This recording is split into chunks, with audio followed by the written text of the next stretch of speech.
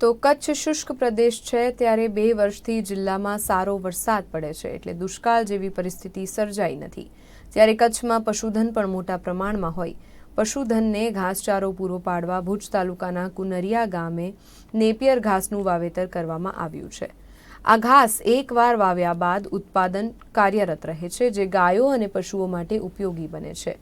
આણંદ કૃષિ યુનિવર્સિટીમાં નેપિયર ઘાસ મંગાવાયું હતું, જે બાદ ગ્રામ્ય પંચાયતની 7.5 એકર જમીન પર ઘાસચારાનું વાવેતર કરવામાં આવ્યું છે, જેના થકી ગામની 300 જેટલી ગાયોને ઘાસચારો મળી રહેશે।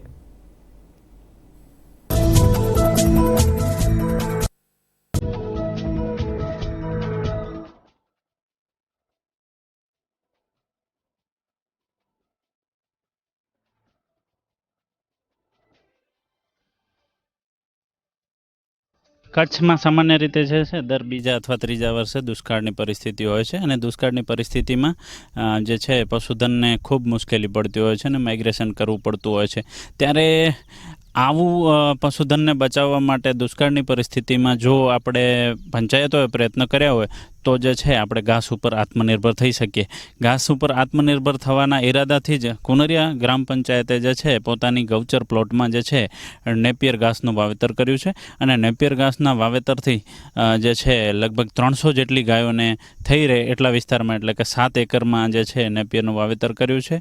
MGNREGA યોજનાના કન્વર્જન્સથી જે છે આખું કામ થયું છે।